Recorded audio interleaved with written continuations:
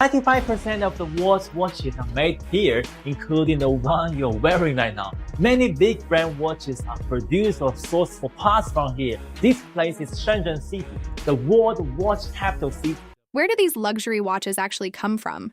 Are those $20,000 Rolexes you see on people's wrists truly handcrafted masterpieces from Switzerland? Were they silently mass-produced in a factory in China, lined up beside thousands of identical pieces? You pay $4,400 for a Mitas Tudor Black Bay monochrome. You pay almost $10,000 for a Rolex Submariner. And a Royal Oak Extra Thin, it costs like $36,000. Cheap is not a word that applies. A watch is often blurred.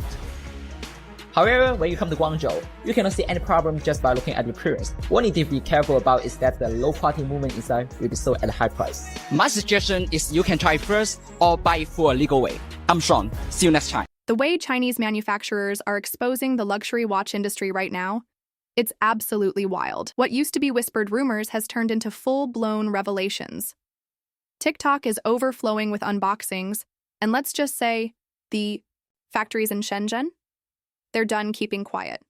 And the tea they're spilling? It's piping hot. The Swiss can't charm their way out of this mess anymore. Too much has been exposed. It's messy. It's loud. And honestly, it's kind of embarrassing. Things got so heated that Rolex had to publicly announce major price cuts on some of their most coveted models. Yeah, people were stunned. But before we dive into the juicy receipts, shady loopholes, and behind-the-scenes drama, let's rewind for a moment and talk about the real source of all this chaos. It's time to journey back to the true capital of watchmaking. Spoiler alert, it's not Switzerland. Think about it. You probably grew up being told that the world's best watches come from Switzerland, right? And in Shenzhen, you must not miss this factory.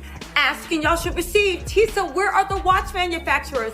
I did some digging and I found the watch manufacturers. There is a new scandal coming out of the luxury watch division. Listen, if you want to keep going to Rolex, if you want to keep going to AP and spending your money, go and do that. However, industry insiders are coming out, and I have their videos. People have even been fired from it for lifting the hood. Snowy mountains, away from that image of wise old craftsmen peering through magnifying glasses, carefully assembling each Rolex by hand. It's a charming image, but let's be real. It's more fairy tale than fact. Time for some real talk. Welcome to Shenzhen, China, the actual watch capital of the world.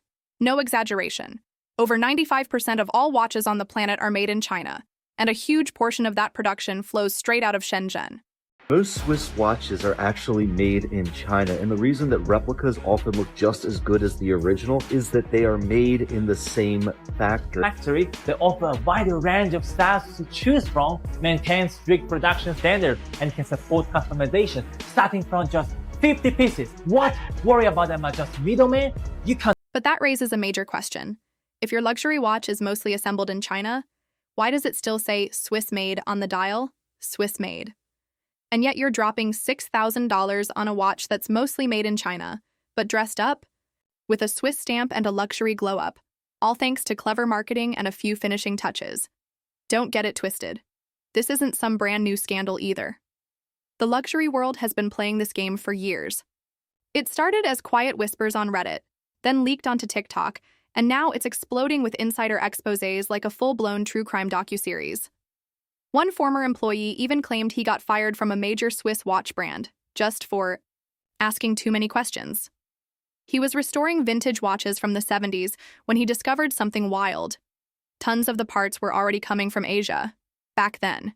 He even posted photos, bracelets, hands, dials, all straight out of China, and the movement, sometimes it was Swiss, sure, but other times it was just a cheap $5 quartz insert slapped in at the last minute. So yeah, this scandal runs way deeper than anyone thought. Now you're probably wondering, why hasn't the media blown the lid off this? Simple. The luxury watch world is drowning in cash. Big-name magazines rake in millions in ad money from brands like Rolex, Omega, and Cartier. You really think they're going to bite the hand that feeds them? Not a chance. And the watch bloggers? Even worse. These folks are getting flown out to Baselworld, gifted watches, wined and dined at brand-sponsored dinners. Influencers are literally paid to smile, pose, and keep things squeaky clean. No one's risking their next free Rolex just to tell the truth. That's why the real truth tellers now are the underdogs. YouTubers like Misty, TikTok creators, and anonymous factory workers who are done staying silent. They're the ones peeling back the luxury facade and showing what's really going on behind the polished glass and gold trim. And just when it felt like Rolex was untouchable, boom. They made a move no one expected. They dropped their prices. Not across the board, of course, but just enough to make people start whispering. I'm going to Fire Herald. Why? The watch is a fake. What's fake about it? According to the serial number, It doesn't. Reports from deep inside watch forums and high-end dealer circles reveal something big. Certain Rolex models like the Submariner, GMT Master 2, and a few Oyster Perpetuals have quietly seen price cuts of up to 20% in select markets. And get this, these just happen to be the same models blowing up in the replica scene. Coincidence? Highly unlikely. Now don't get it twisted. Rolex didn't roll this out with a big flashy announcement. Please. Rolex never goes on sale. They did what they always do. Kept it smooth, quiet, and under the radar. These price drops were handled, mostly through authorized dealers in very specific regions. But the watch community? Oh, they noticed instantly, especially since it came right on the heels of that viral Chinese exposé showing Rolex-style cases and bezels. Being boxed and shipped by the thousands out of a warehouse in Longgang, let's be real, brands like Rolex don't just slash prices for fun. This is a company built on hype, exclusivity, and the flex of being hard to get. If they're quietly adjusting prices, something's definitely up.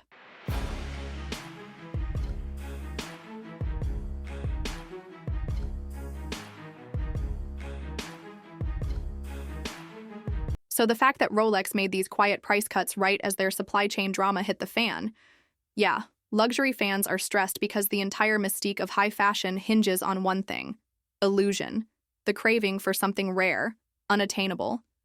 But now that illusion's been shredded, people aren't playing the game anymore. They're cutting out the middlemen entirely. They're diving into private Telegram chats, WeChat circles, and secret WhatsApp groups. Full-blown factories are now selling direct to consumers, even offering custom luxury builds for a fraction of what you'd pay at retail. And here's the real twist. They're not even calling them replicas anymore. The game has leveled up. Now it's factory B-grade, homage, parallel build, or unbranded OEM, original equipment manufacturer.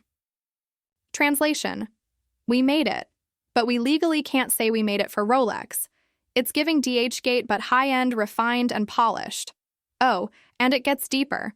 A whistleblower even claimed that some Chinese suppliers get leftover materials from legit Rolex production runs, and instead of trashing those extra parts, they finish the job and sell them quietly. These aren't cheap knockoffs or dupes. These are basically the real thing, just missing that final Rolex blessing. Now let's talk money. When it comes to luxury watches, especially brands under massive players like Swatch Group, Richemont, and LVMH, their profit margins usually hover around 10% to 20%.